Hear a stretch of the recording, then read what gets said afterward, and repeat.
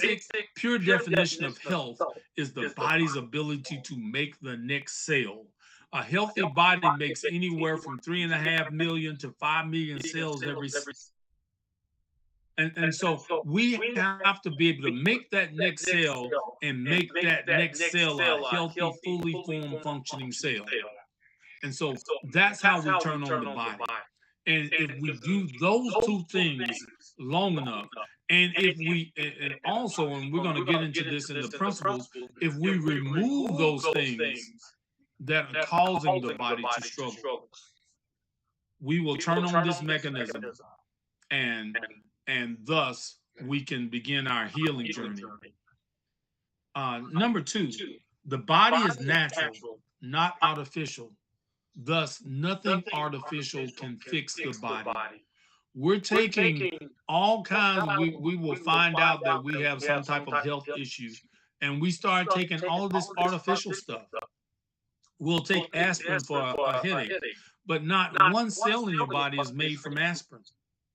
So aspirin cannot fix a cell.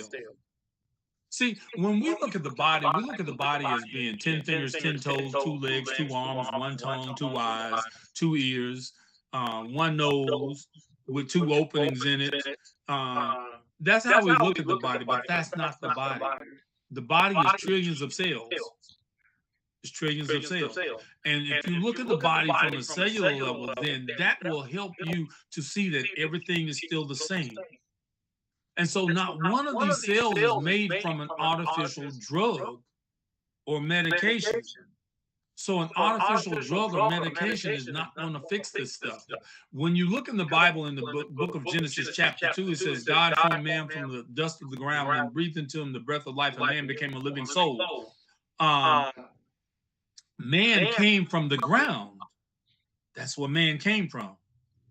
So only things from the ground are going to be able to fix him. So the body is natural. Thus, only natural things will fix the body, nothing artificial. The body is intelligent. Number C, the body is intelligent. And it should be treated as such. Your body already knows what to do. It knows what to do. There are things, you know, when was the last time you had to tell your body to breathe? It breathes on its own. Even when you're asleep, even when you're not conscious, it is still functioning. Open your books. Matter of fact, it probably functions more when we're asleep than when we're awake. That's when it really works. That's why sleeping is so important. And that's why when you find people that don't sleep very well, you will see their bodies are breaking down. Yeah. And so the body knows what to do. There are thousands of processes that go on in the body that not only do we not control, we do not know that they're going on, but they go on like clockwork. Justin, take your sister And so we have to understand that. So when we get sick, we'll treat the body as if the body was doing something wrong. The body is doing something right. We just don't interpret it properly because we have been miseducated. So a quick story. A quick story. This is a true story. This happened actually in a neighborhood, Dunn, that you used to live in Lakeover in Jackson, Mississippi, where we're both from. There was a lady that had a dog. And did you open the door? All of a sudden, around 11 o'clock at night, the dogs just would start barking, and he would just bark, just constantly bark. And so this lady, you know, would yell out of the house, you know, shut up, you're going to wake the neighbors, and the neighbors going to get upset because this dog is just barking. And so she went outside to address the dog in some way, shape, or form. I don't know what she was going to do. But as she was walking towards the dog, she noticed that the dog was barking in a direction, and then he would stop barking and look at her, and then start barking back in that direction again. So she stopped. She noticed this. So she walked into the direction that the dog was barking and walked upon a snake. And so the dog was barking at the snake. He was really letting the lady know that there was something in the yard that wasn't supposed to be there. The dog was doing his job. That's what our bodies do. When we start coughing, when we start sneezing, when we start limping because we have a pain in our knees or feet or something, the body is doing what it's supposed to do. What we tend to do is shut the body down from doing that, as opposed to addressing what the body, addressing the issue that the body is having. The body is intelligent, and we should treat it as such. So when we have a pain, when we have a discomfort, when we have something different go on, we should know that the body reacts correctly every time. So we should find out why it's reacting that way, as opposed to reacting to its reaction. Okay, D, if you were not born with it, something changed. If something changed, then that something can change back. You were not born with high blood pressure. You were not born with diabetes. And definitely in most cases, you were not born with cancer. So something changed. And if something changed, then it can change back. And you need to know that. So now, if you know that, if you believe that, then you will automatically go to working on finding out what changed, so you can change it back. It's like if you walk into your house and you turn on the lights and you walk around and then the lights go off. You don't automatically just go and call the power company. You start checking your switches first. Maybe somebody came through and hit the switch. And so you start looking like that. And so that's what we should start doing, asking really the simple things of what changed, because something changed. It was working fine at one time, something changed, and that something can change back. Next one. The body is not a compilation of limbs, organs, or other body parts. It's a compilation of trillions of cells. And this is what I mentioned earlier. And this is what makes health simplistic. This is what makes it simplistic, is the body is cells. And so all we have to focus on is making that next cell, making that next healthy cell. That's what we have to focus on. We don't have to focus on whether somebody is calling it this type of disease or that type of disease. We just switch our focus and say, whatever I'm putting in my mouth, is this going to give me the nutrients that I need to make that next healthy cell? Or is this going to damage the cells that I already have? That becomes our focus. No cell, good or bad, lives forever. So regardless of what situation you're in, regardless of what, if they call it diabetes, cancer, or whatever, multiple sclerosis, it doesn't matter. Cystic fibrosis, it doesn't matter. Regardless of what they call it, because no cell lives forever, they're going to live for a period of time, they're going to die, they're going to be replaced. The body is constantly replacing itself. What we call healing is what the body is doing all the time. It's just changing out cells. Now, when we get injured, then the body has to switch out a lot of cells in that one area faster than it would normally have to. But it's doing the same thing all of the time. And so what we want to do is just promote what the body is doing. When you have a cold, when you have a flu, you're coughing and things are coming out, that's the body really trying to cleanse itself. So when you see that, you just help the body cleanse. You start doing things to help the body cleanse. The body is trying to cleanse itself. And so all the body needs from us is just a little help from time to time. Yeah. There's no such thing as a disease. Only chronic reactions of the body to the presence of something or the absence of something. The body is just reacting to the presence of something or the absence of something. There's a disease called like Parkinson's, and with Parkinson's, you're shaking. The person Go is get doing my a lot of phone. shaking. Just lost him. But I can get that same reaction if I put you in a walk-in freezer. I leave you in the freezer long enough, you're gonna start shaking. So if your doctor is only reacting to the reaction of the body, then he could misdiagnose you. He could diagnose you with Parkinson's, not knowing that you just came out of the freezer, and all he had to do was just sit you out in the sunlight for a few minutes, and then that reaction stops. We are reacting, and our Western medicine reacts to the reaction as opposed to addressing why the body reacted that way to begin with. Where is yeah? I can send a lady into a dark parking lot to go to a car and have a person behind that car. And when she walks up to this car, this person jumps out. And I can get at least 5 reactions from that situation. One lady may run, one lady may fight, one lady may faint, one lady may negotiate, one lady may scream. So the lady that screamed, what am I to do? Tell her to just, hey, we don't need all that loud noise in the parking lot. Shut up. The lady that's running, hey, no running in the parking lot. The lady that faints, hey, wake yourself up. No sleeping in the parking lot. I could get those 5 reactions, and a Western doctor will treat those things 5 different ways. But until I stop that person from jumping behind the car, until I address that, I'm getting one of these reactions. So you have to put the person behind the car. And when you do that, that's getting to the root cause of it.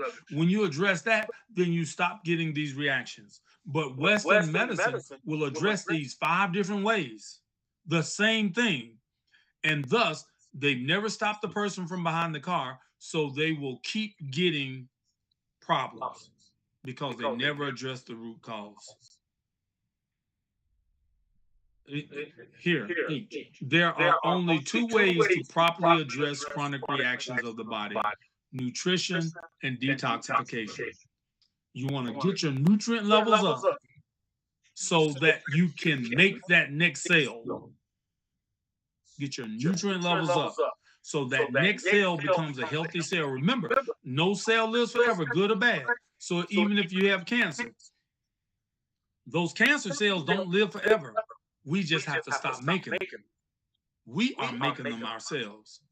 And so you get your nutrient levels up so that you know that you're making healthy cells, and you detoxify. You get your bad cells and this waste out of the system to create a more optimal environment for your cells to function. Ask Marcella to help you. Take for instance this. I call you over. You look at the room that you're in right now, and say you had no furniture, nothing in the room, just a floor and walls. And I said, hey, Esther, I need you to clean this room. I need you to sweep this room up, and I'm going to pay you $500, $500 American dollars to sweep this room up. And Esther says, oh, okay, that's an easy $500. So that's about 10 minutes worth of work. So you sweep the room up. I pay you $500. And so 2 weeks later, I call you up again, Esther, and I say, hey, Esther, I need you to sweep that room up again. And you said, man, that was an easy $500. And you say, okay. And then I say, but you can't leave until you sweep the room. And you say, okay, great. That's easy. And you come over, and the room is filled up with boxes. And the boxes may have something in them, they may not. But you will have to move every box out of the room before you can sweep it. And you can't leave until you sweep the room.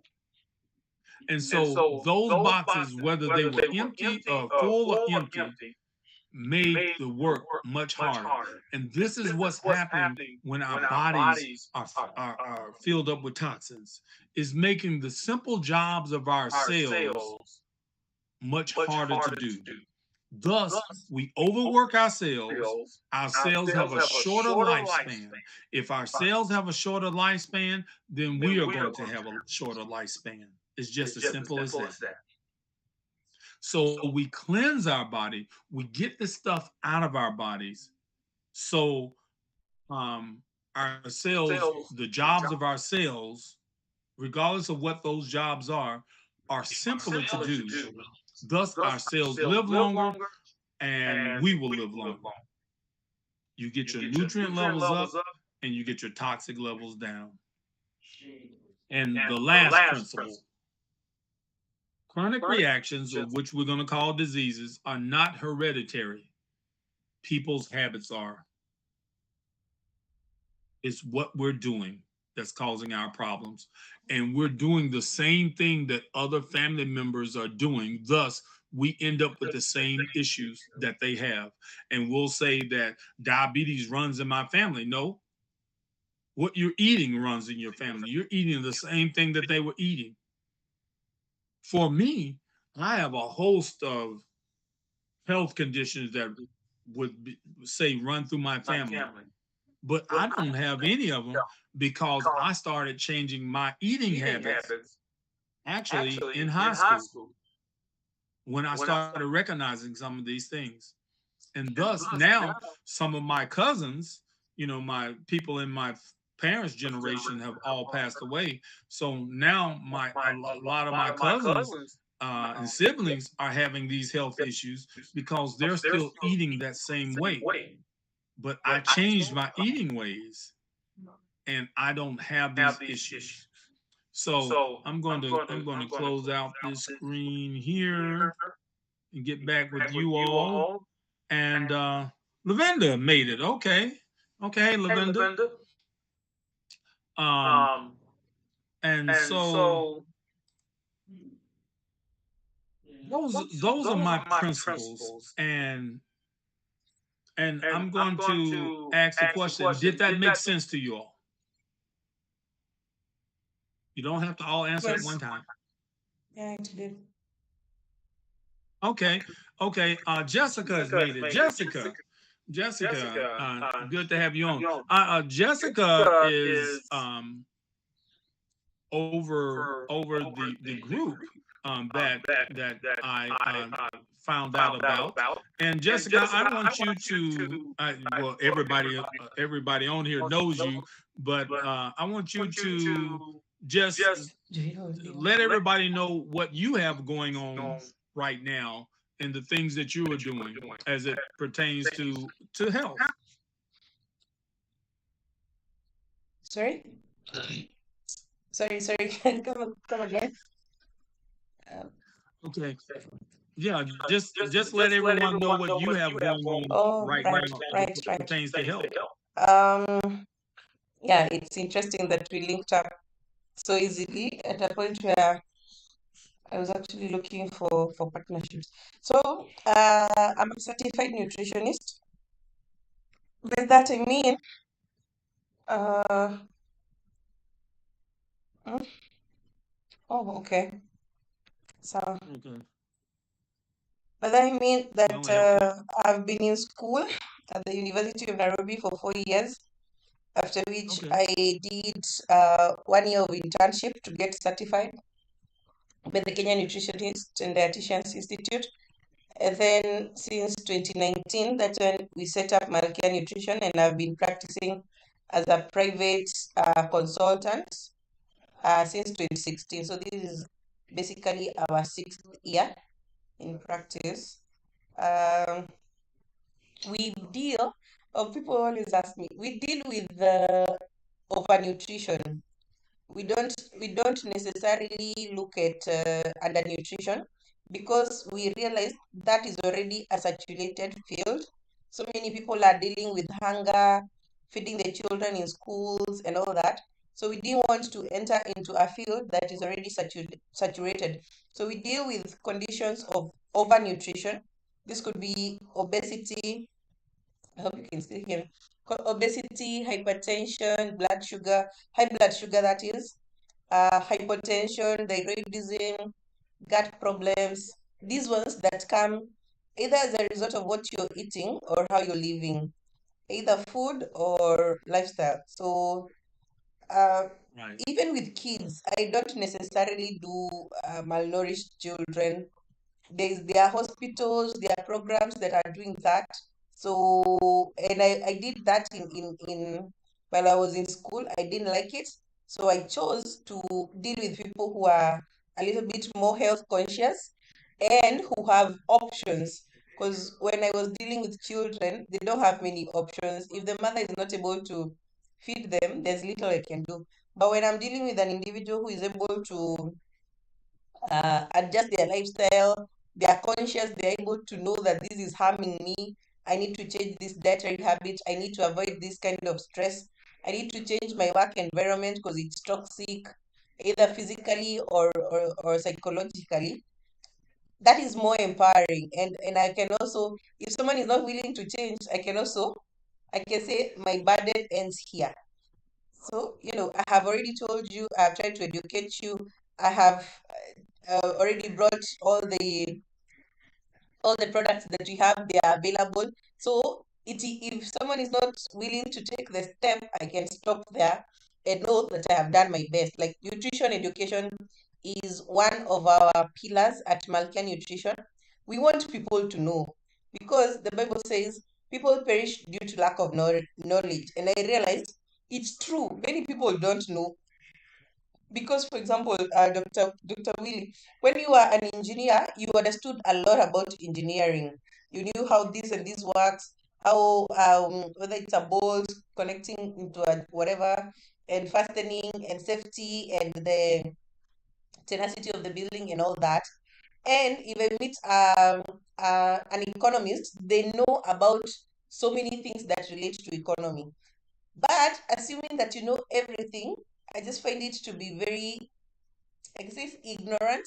So finding someone who is obese and telling me, Malkia, me, I eat well. I don't do this. I don't do carbohydrates. But you've gleaned that information either from friends, from internet sources. You don't have the in-depth knowledge that we have as nutritionists. You don't have the in-depth knowledge that we have as doctors or herbal doctors. You don't know about every herbal medicine, and there are so many. I didn't even know. I didn't have the in-depth knowledge that doc has about enemas. We can't know everything. That's why we have to have continuous education. So I hope that gives a brief of what we do, and we have grown a community. We've dealt with people who wanted to reverse diabetes, reverse what else? There's this lady who had issues of fertility. We've dealt with so many clients over those years. I cannot really mention them all. And on that, in that line is where we also realized I keep telling people to detoxify and I keep telling them to get these things, but where do they source them? Where do they get them? And I realized I have a better avenue of getting these products, and that's how we've started getting the dietary supplements, food supplements, organic products from organic markets, and we just package them and make them available to people. Um, right now, we're supplying all over Kenya. We can deliver all over Kenya. If I'm visiting a country and it allows for us to bring products, I also carry a few, but I know there are so many restrictions when it comes to crossing the borders with food or food products or plants. But we have options. If there are things that need to be sent to the States, we've sent to the States, we've sent to UK, we've sent to India. There's always a way. There's always a way. So yeah, that's it.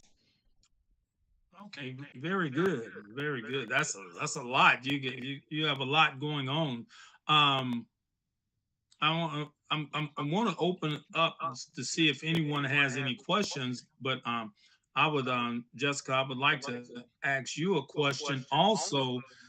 What are some of the or do you find it difficult? And I'm asking you this specifically, Jessica. Have you found it any difficulties in working with people on their nutrition over there and their health? What are some of the roadblocks that you find? Right. I think when I was beginning, I was quite young. I had a young baby. I'm also the last born in my family and the only girl. So the first challenge, which I actually started experiencing even before I started my practice, was just people being dismissive. People being so dismissive of this young girl, thinking that she knows more than I do. They're in their 40s, they're already having obesity around their midsection. And so the uptake of nutrition and nutrition knowledge actually started with COVID. I think the biggest challenge is changing someone's knowledge, attitudes, and practices about nutrition. That was it. It's I think it remains not. I think it remains to be the major challenge for me as a practicing nutritionist, and for most of us because we are in professional groups, and that's the basics. That is the most basic challenge that we face until the point where you change someone's knowledge, because someone will come with knowledge and information about a fad, like something that is just trending, and they have already accumulated such, they have put themselves at a certain position where it is so hard to change what, or for them to even listen to what you're telling them. So changing that knowledge is the first hardest challenge. Then after that, now you have to change their attitudes. You they have agreed to pay your consultation fee. They have seen that you have knowledge. Now you write them a plan. Hey, then the next thing now is following up with this person to see whether they are able to follow the plan. And attitudes. Attitude is such another very big challenge. After we've sorted the attitude, now we've got to make it a practice. We've got to make sure this is something they're doing for more than 21 days, for more than 42 days, until it becomes a lifestyle. Hey, reaching that point, hey, that's the journey. That's the major, major challenge. But we keep going. We've been here for 6 years. We ain't giving up. We've been on mainstream media, we've been on social media, because we feel if we can change the knowledge, at least, or even the attitudes of people and in Africa, in Kenya, and how they approach nutrition, how they view their food, it will become so much easier to even have a greater impact, not only as nutritionists, but also as doctors and people who are willing to go back to the traditions of our forefathers and just heal our bodies and heal ourselves in a way that is sustainable. Yeah. Yeah, that's the same here. So people are people, regardless of where they are. People are people, and that's the same struggle that I have is getting giving people proper knowledge, the right knowledge, and then um, motivating them to do what they need to do. A lot of people want me to do it all, as if you were taking your car to the mechanic and then you break your car, you take it to the mechanic, he's supposed to just fix it and give it back to you, and you break it some more. You do the same things and break it some more. Um, and that's not how the body works. I can tell you what to do, I can do what I can to help motivate you, but if you're not going to do some of the things that you need to do, then none of it is going to work. um, does anyone have any questions? And you can ask a question about anything. You can ask me a question about anything that's going on with you, not necessarily about this topic.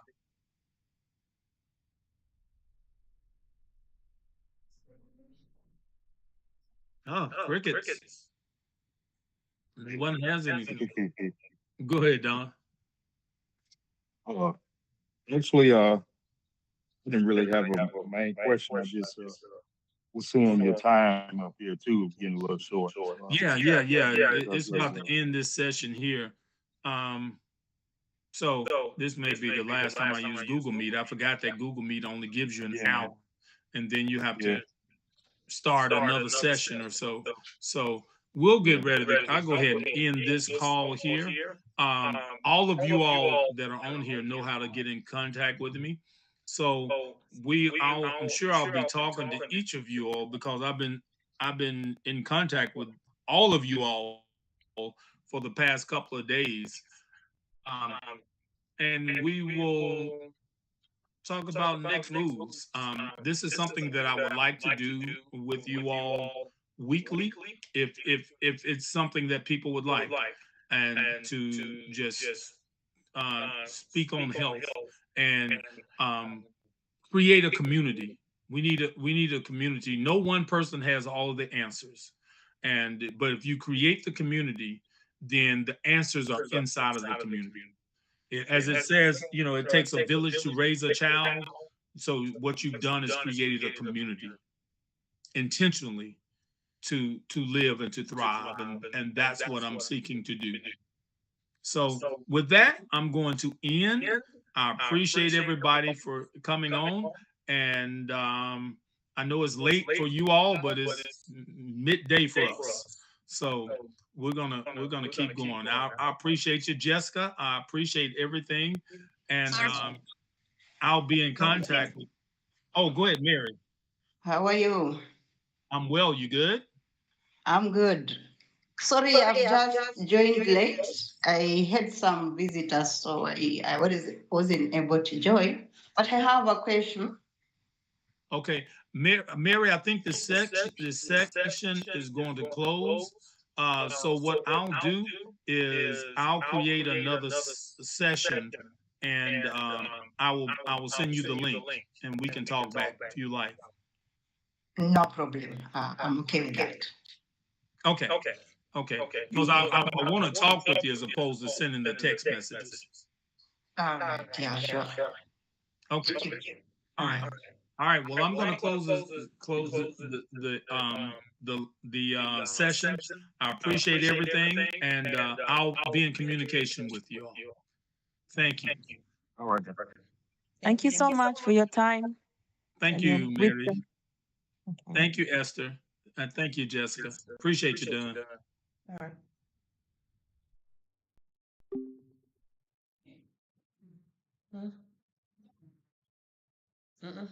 Hiyo imekatika. Just a minute.